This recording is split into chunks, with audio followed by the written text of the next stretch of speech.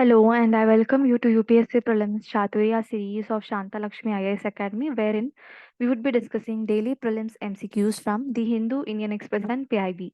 So let's begin. First question.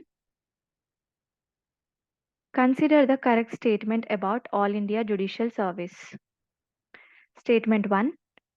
Article 127 of the Constitution of India provides for the creation of All India Judicial Service. Statement 2. That it doesn't require any constitutional amendment for its setup. Statement 3. The creation of an All India Judicial Service requires a resolution adopted by the Council of States with a majority of two-thirds members present and voting and a parliamentary law. Which of the statements given above are correct? 1 only, 2 and 3 only, 1 and 3 only, all of the above. So coming to option 1, Article 127 of the Constitution of India provides for the creation of All India Judicial Service. So this statement is incorrect because it is not Article 127, it is Article 312 Clause 1 of the Constitution, not Article 127. So statement 1 is incorrect. Coming to second statement, it doesn't require any constitutional amendment for its setup. Yes, statement 2 is also correct because under Article 312 Clause 1 of the Constitution, it empowers the Parliament to create an All India Judicial Service by passing a law. For it, Council of States, that is Rajya Sabha, must adopt a resolution by passing it with a majority of two-thirds members present and voting. So both statement 2 and 3 were correct. So which of the statements given above are correct? 2 and 3 only. Option B is the correct answer. So why it has been in the news? Because recently President Draupadi Murmu has called up for setting up of an All India Judicial Service. Why? To improve the quality and efficiency in the Indian judicial system. So All India Judicial Service can be established without a constitutional amendment. Under Article 312 Clause 1 of an Indian Constitution, it empowers the Parliament to create All India Judicial Service by passing a law. As per Article 312 of the Indian Constitution, Parliament has the power to create any new All India service if the Council of the States passes a resolution declaring that it is required in the interest of the nation. So, under Article 312, Clause 1 of the Constitution, Parliament can create All India Judicial Service by passing a law if the Council of States, that is Rajya Sabha, passes a resolution, adopts a resolution with a majority of two-thirds members present and voting. So, this All India Judicial Service aims to centralize the recruitment of the judges at district level by a central agency rather than by individual state governments. So, this is expected to improve the quality of district judges and ensure that they are selected on the basis of merit rather than political considerations. So moving forward, next question. Consider the following statements about Amplify 2.0 portal. Statement 1. It is a joint initiative of Ministry of Environment, Forest and Climate Change and Niti Aayog. Statement 2. It is a platform to provide raw data to enable research and evidence-based policy making for livable, inclusive and future-ready urban India. Choose the incorrect statements. 1 only, 2 only, both 1 and 2, neither 1, not 2. So coming to statement 1, it is incorrect because Amplify 2.0 portal is launched by Ministry of Housing and Urban Affairs, not Ministry of Environment and Forest Climate Change, but it is launched by Ministry of Housing and Urban Affairs.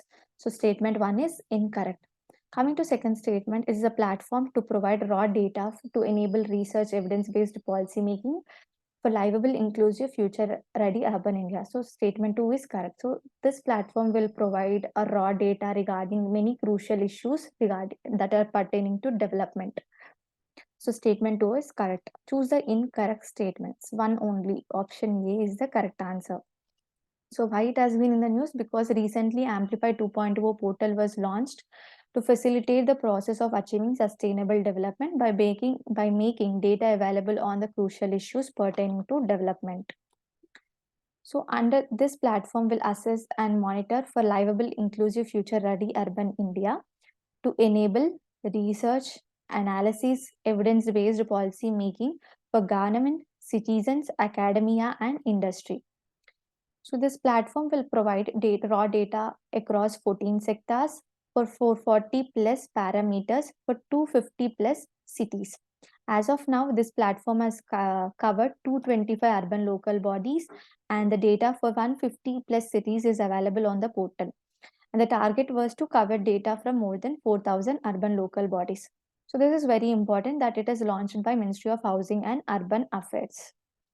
Moving forward, next question. Consider the following statements with reference to press mud. Statement 1. Press mud is a residual byproduct in the oil refining industry. Statement 2. It is used as a feedstock for the compressed biogas sector. Statement 3. The presence of inorganic material in the press mud leads to a slower conversion efficiency. Which of the statements given above is or are correct? 1 only, 1 and 2 only, 2 only, 1, 2 and 3. If you look at the statement 1, press mud is a residual byproduct in the oil refining industry. This statement is incorrect because it is a residual byproduct in sugar industry, not oil refining industry. So statement 1 is correct. Coming to second statement, it is used as a feedstock for compressed biogas sector. Yes. Press mud is used for the production of biogas. So statement 2 is correct. Coming to third statement, the presence of inorganic material in the press mud leads to its lower conversion efficiency. No, this statement is incorrect. The presence of inorganic material and the lack of organic material like lignin polymer led to its higher conversion efficiency, not lower conversion efficiency.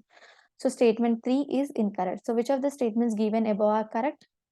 2 only. Option C is the correct answer.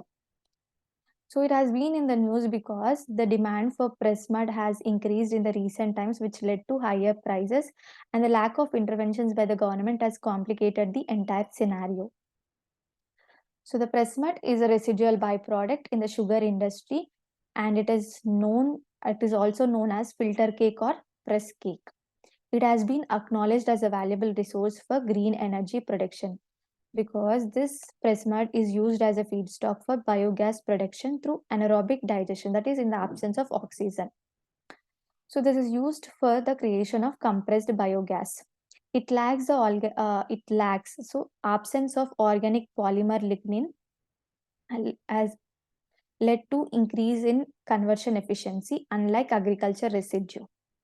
So it lacks the organic polymer lignin has led to increased conversion efficiency. So 25 tons of press mud is needed to produce a ton of compressed biogas, whereas cattle dung requires 50 tons of it for the same gas output. This means that the press mud has higher conversion efficiency. Next question. 3HP, sometimes seen in the news, is related to which of the following? Option A, a newly found music butterfly species in the Manas National Park of Assam. Option B, an online database that maps the old coal-fired units and the new proposal since 2010. Option C, indigenously developed India's first safe varicose rabies vaccine. Option D, a short course tuberculosis preventive treatment regimen, which is endorsed by World Health Organization. So the correct answer to this question is option D. So 3HP is a short course tuberculosis preventive treatment which is endorsed by World Health Organization. So recently, Tamil Nadu and Kerala have begun using this 3HP for tuberculosis prevention. So that's why it has been in the news. So 3HP is a short course tuberculosis preventive treatment which is endorsed by World Health Organization. So under this treatment, it will combine high dose isoniazid, that is considered as, so it is denoted as H, and the high dose rifapentine, it is denoted as P, weekly once for 3 months. So 3HP is associated with significantly lower hepatotoxicity. That is, it significantly reduces the inflammation of the liver. It reduces the hepatotoxicity. So it children of age 2 above can take the 3HP. It is also offered for all household contacts of the person who have the following criteria. So it can be taken by a person who was recently diagnosed with pulmonary tuberculosis, and also who do not have tuberculosis disease but have been infected by the bacteria. So these people can take the 3HP treatment. Next question. Consider the following statements regarding International Space Station. Statement 1. International Space Station is a collaborative program between Europe, United States, Russia, Canada, and India. Statement 2. The space station orbits in polar orbit. at an altitude of approximately 430 kilometers with its orbital path taking over 90% of the Earth's population. So which of the statements given above is or are not correct? One only, two only, both one and two, neither one, not two. If you look at the statement one, International Space Station is a collaborative program between Europe, United States, Russia, Canada, and Japan, not India. So it is a program between Europe, United States, Russia, Canada, and Japan, not India. So statement one is incorrect. Coming to second statement, the space station orbits in polar orbit. So this part of the statement is incorrect because it will orbit in low Earth orbit, not in polar orbit. So statement 2 is incorrect. So which of the above statements are not correct? 1 and 2. Both 1 and 2 were not correct. Option C is the correct answer. So why it has been in the news? Because recently Indian and USA space agencies will be collaborating to put an Indian astronaut on the International Space Station by the end of the next year. So what is this International Space Station? It is a multinational construction project. It was completed between 1998 and 2011. It is a cooperative program between Europe, United States, Russia, Canada, and Japan. So this space station will orbit in the low Earth orbit at an altitude of approximately 430 kilometers, covering 90% of the Earth's population. The International Space Station circles Earth every 90 minutes at a speed of 8 kilometers per second. Moving forward, next question. Consider the following place: tribal community and the origin state. Soliga in the Karnataka state, Beta Kurumba, Andhra Pradesh, Paniyan, Madhya Pradesh. So how many of the statements given above are correct? One only one, only two, all three, none of the above. Coming to statement one, Soliga. Origin is in Soliga tribal community resides in Karnataka state. So statement one is correct. Second statement, Beta Kurumba, origin state Andhra Pradesh. So this statement is incorrect because Beta Kurumba mostly lives in the Nilgiri Hills and Wayanad region, that is in Karnataka and Kerala, not in Andhra Pradesh. So statement 2 is incorrect. Coming to third statement, Paniyan in Madhya Pradesh. So this statement is also incorrect because Paniyan usually resides in the Wayanad region of Kerala, not in Madhya Pradesh. So statement 2 and 3 are incorrect. How many of the statements given above are correct? Only one. One of the above statements are correct. Option A is the correct answer. So why it has been in the news? Because recently Lantana Jumbos, there are statues are placed at the Legislative Assembly of Karnataka. So this lantana jumbos are crafted by Soliga, Betta-Kurumba and Paniyan tribal communities who are known for carving elephants and other animals using lantana trees. Lantana trees wood. So that's why it has been in the news. Coming to Soliga's tribal community, they are indigenous tribes of Bilgiri Rangana Hills of Karnataka state. They lead a semi-nomadic life and engage in shifting cultivation. So Soligas practice subsistence agriculture for their sustenance. Next, Beta Kurumba. So they are the one of the several ethnic groups who live in Nilgiri Wayanad region of southern India. So they usually live in the states of Karnataka, Kerala, and Tamil Nadu. While within Tamil Nadu, they live in the Nilgiri mountains. Coming to Paniyan tribes, Wayanad of Kerala holds the largest population of the Paniyan tribe. They are found in Wayanad and some other districts of Kerala. They will also live in adjoining districts of Coorg in Karnataka as well as in Tamil Nadu. So they are present in Kerala, Karnataka, and Tamil Nadu. The term Paniya historically essentially means someone who does work or laborer.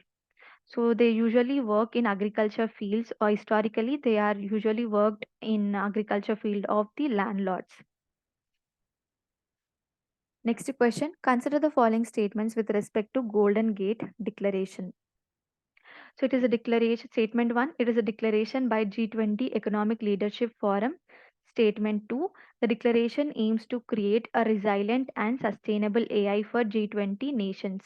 Statement 3, the Putrajaya Vision 2040 is a part of declaration that aims for an open, dynamic, resilient, peaceful Asia Pacific community by the year 2040.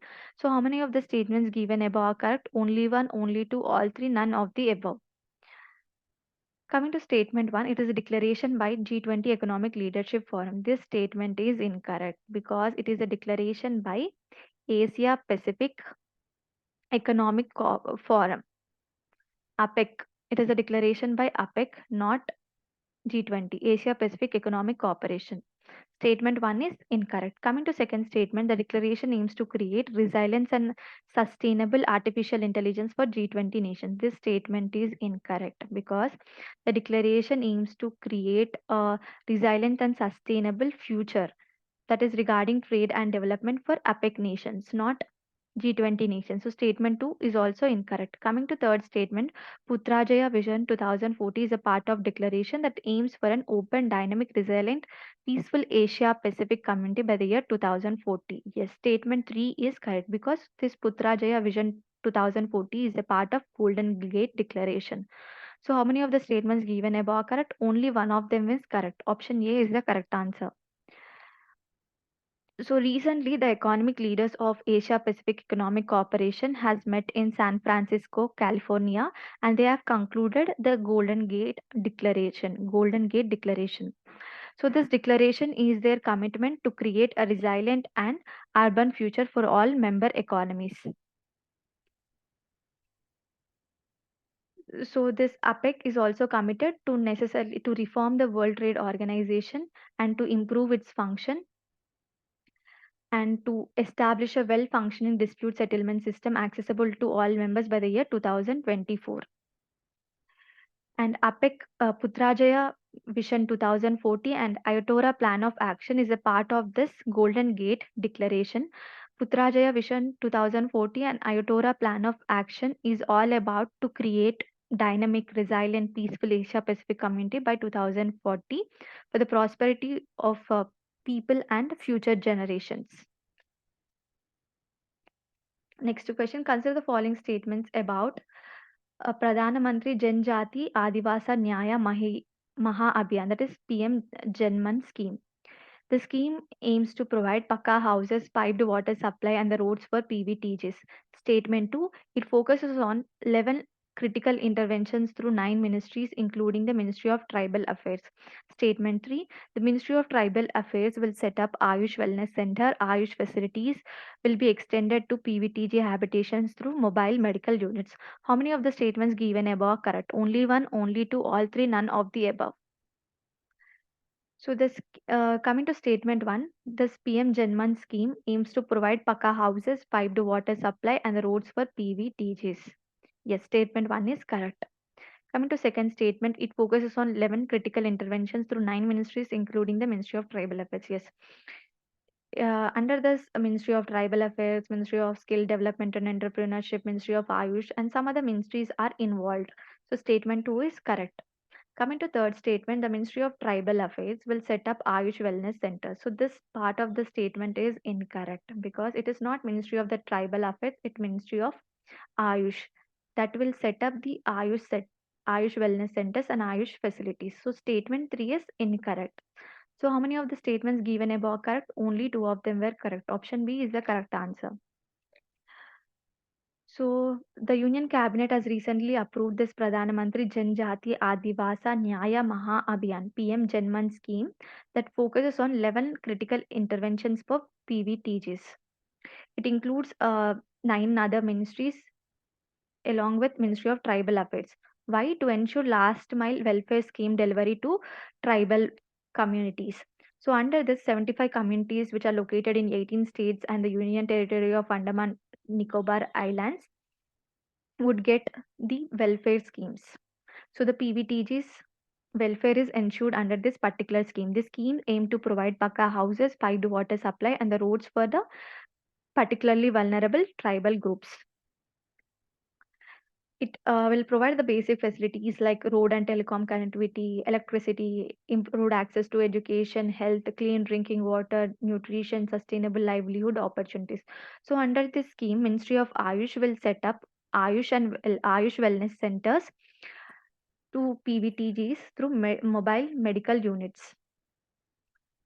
And Ministry of Skill Development and Entrepreneurship will facilitate skill and vocational training in PVTGs, habitations, hostels as per suitable skills of this communities.